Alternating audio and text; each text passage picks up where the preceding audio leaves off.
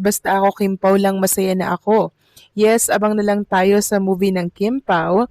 Dahil Kim Pao movie lang ang pinapanood ko at aabangan na lang natin sa year 2026. Huwag po kayong mag-alala, Ginang Rose Alvarado, dahil kasado na po ang mga project ni Kim and syempre ni Paulo Avellino mula po yan kay Sir EJ. Sobrang good news po nito para sa mga nagmamahal at sumusuporta po kay Kim and Paulo Avellino.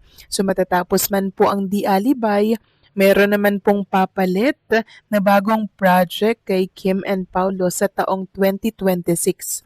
At dito mukhang excited ang lahat dahil kakaibang kwento na naman po ang pagbibidahan ni Kim and syempre ni Paulo Avellino. Tunay nga namang in demand si Kim and Paulo sa mga producer and syempre sa management. Alam na alam po nila kung anong tambalan ang kikita at syempre tatabo po ng limpak-limpak na halaga.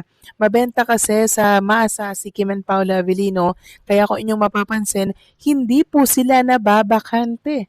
Lagi po silang may proyekto mga kakimpaw. Taon-taon, merong mga naka-line up na project. Kaya very thankful ang mga Kimpaw fans dahil hindi po nawawala sa in-demand ang tambalang Kimpaw. So maraming salamat sa komento, Ginang Rose Alvarado. God bless po sa inyo and mag-iingat kayo palagi. At ang next comment mula naman po kay Ginang Dinala Forteza.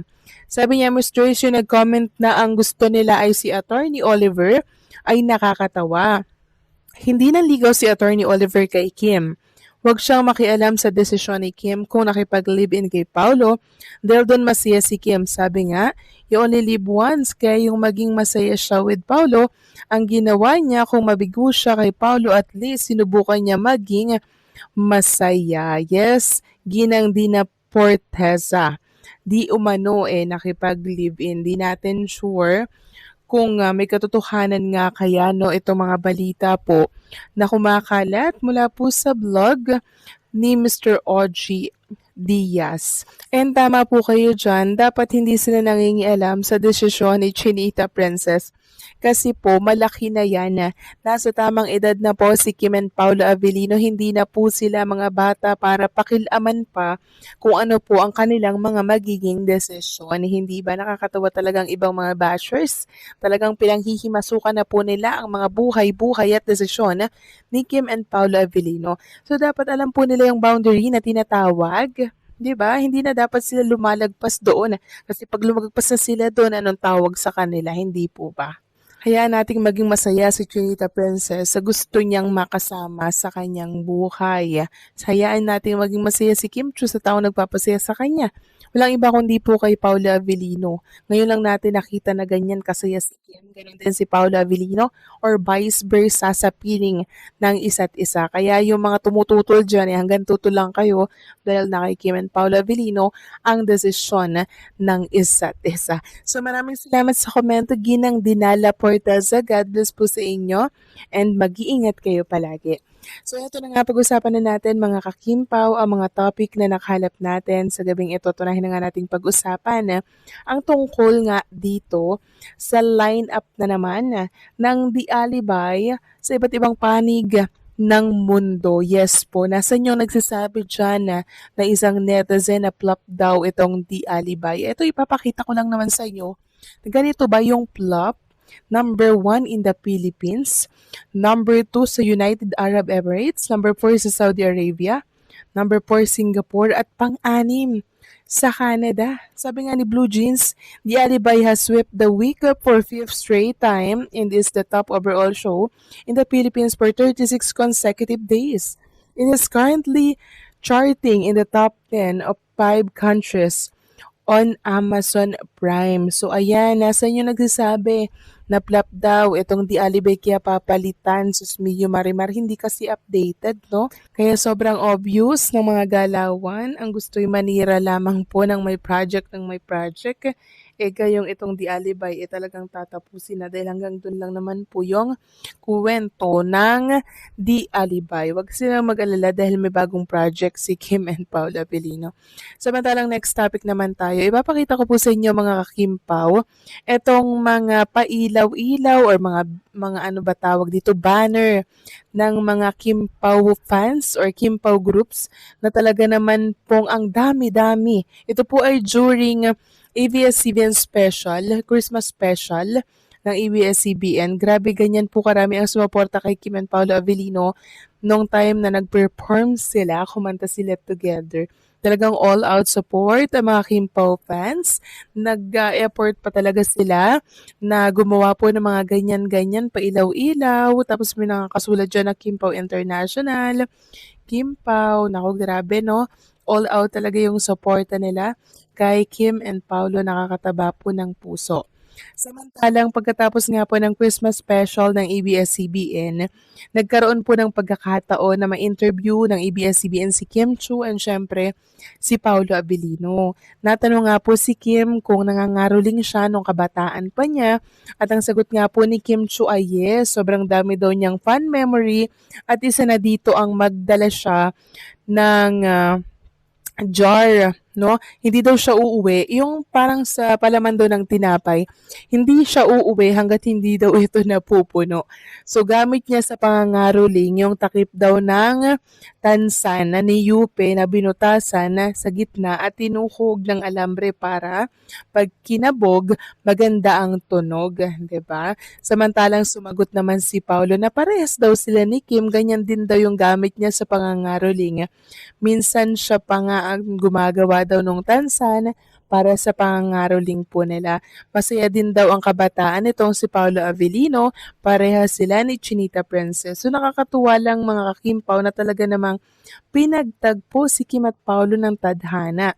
Iisa lang po ang kanilang mga naging pinagdaanan ng kabataan, masayang alaala na ngayon ay pinabahagi po sa iba at nagsisilbing inspirasyon ngayon ng marami. Nakakatuwa mga kakimpaw, no? Sana sila na talaga ang forever at matuloy ito sa simbahan, yung pag-iibigan po ni Kim and Paolo Abilino. So i-manifest na po natin mga kakimpaw yung mga nais nating mangyari kay Kim and Paolo kasi wala pong imposible pagsama-sama po tayong nagpe-pray for Kim and Paolo. Tila patuloy ang kanilang pamamayagpag sa industriya, maaring sa mga projects sa TV, pelikula o iba pang ventures. Kung susuriin, hindi nakapagtataka dahil pareho silang may malakas na fanbase at consistent na ipinapakita ang kanilang galing sa pag-arte. Ang chemistry nila sa mga project ay kadalasang kinikilala at hinahangaan ng publiko, kaya natural lang na patuloy silang matagumpay. Bukod dito, ang kanilang patuloy na kasikatan ay maaring indikasyon din na may mga malalaking proyekto o collaborations na nakahanda sa kanila ngayong taon. Posibleng may bagong serye, pelikula o kahit endorsements na magpapatibay sa kanilang pamamayagpag. Sa balitang ito, masasabi kong napaka-positibo ng senyales para kina Kim Chiu at Paolo Abilino. Una, malinaw na pareho silang matatag at consistent sa kanilang career na hindi madaling makamit sa showbiz na puno ng kompetisyon at mabilis na pagbabago. Ang patuloy nilang pamamayagpag ay indikasyon na may tiwala ang mga producers, fans at publiko sa kanilang kakayahan. Pangalawa, ito rin ay nagpapakita ng kagustuhan nilang mag-excel at magbigay ng dekalidad na entertainment. Sa bawat proyekto na napapasama sila, mas nagiging iconic ang kanilang tandem o individual na performances. Pangatlo, may epekto rin ito sa kanilang brand at influence, hindi lang sa showbiz, kundi pati na rin sa endorsements, events at social media presence. Patuloy silang nagiging role model para sa fans at inspirasyon sa mga aspiring artists. Sa madaling sabi, ang balitang ito ay nagbibigay ng pag-asa at excitement sa kanilang mga tagahanga. At malinaw na parehong Kim at Paolo ay nasa tamang landas para sa mas malaking tagumpay ngayong 2026. Napakaganda ng balitang ito para sa mga tagahanga ng dalawang artista. Si Kim Chiu, na kilala sa kanyang versatility sa pag-arte at kakayahang magdala ng emosyon sa kanyang mga role, ay patuloy na nagpapakita ng dedikasyon sa kanyang craft. Sa kabilang banda, si Paolo Abilino na may malakas na presence at malalim na acting skills ay isa ring powerhouse sa industriya. Ang kombinasyon ng kanilang talento ay nagbibigay ng kakaibang kilig at saya sa mga manood, Kaya hindi nakapagtataka na patuloy silang pinapahalagahan at sinusuportahan ng publiko. Bukod sa kanilang individual na galing, ang tandem nila ay isang power couple sa industriya, hindi lang sa screen chemistry kundi pati sa influence sa fans at media. Ang patuloy na pamamayagpag nila ngayong 2026 ay indikasyon ng kanilang matibay na reputasyon at dedikasyon na bihirang makita sa showbiz na mabilis ang takbo at maraming pagbabago. Ang balitang ito rin ay nagbibigay ng inspirasyon sa mga aspiring actors. Nasa pamamagitan ng tiyaga, professionalism at pagmamahal sa trabaho, maaari ring makamit ang matatag na posisyon sa industriya. Para sa mga fans, ito ay isang dahilan ng excitement at pride sapagkat makikita nila ang kanilang mga idolo na lumalago at patuloy na nag-i-excel, hindi lang sa talento kundi pati sa personal at professional growth. Sa kabuuan, ang patuloy na pamamayagpag ni Kim at Paulo ngayong taon ay hindi lang simpleng balita sa showbiz. Ito ay pagdiriwang ng talento, dedikasyon at pagkilala ng publiko sa kanilang galing. Para sa industriya, ito ay tunay na may mga artista na hindi lang pansamantala, kundi may kakayahang mag-iwan ng lasting impact sa mundo ng entertainment. Bukod sa patuloy na tagumpay ni Kim Chiu at Paulo Avellino na ngayong 2026, pwede rin nating idagdag ang ilang aspeto na nagpapalalim sa balita. 1. Posibleng bagong proyekto o collaborations. Maaring may mga bagong teleserye, pelikula o digital projects na nakalaan para sa kanila. Kung magpapatuloy ang kanilang chemistry sa screen, malaking posibilidad na maging hit ang mga ito. 2. Fan support at influence. Ang patuloy nilang pamamayagpag ay nagpapakita rin ng lakas ng kanilang fan base. Mas lumalakas ang kanilang presence sa social media, fan events at media coverage na nakakatulong sa kanilang career longevity. 3. Professional growth. Bukod sa kasikatan, patuloy silang nag-evolve bilang artists. Maaring subukan nila ang mas challenging roles o iba't ibang genres na magpapakita ng versatility nila bilang actors. 4. Inspirasyon sa ibang artista. Ang kanilang dedikasyon at professionalism ay nagsisilbing role model sa mas batang performers at sa buong industriya. Pinapakita nila na sa tiyaga at consistency, maabot ang matatag na tagumpay. 5. Epekto sa showbiz landscape na ngayong 2026. Ang kanilang pamamayagpag ay maaring mag-set ng trend sa quality of projects at tandem sa industriya at magbigay ng benchmark para sa iba pang artista.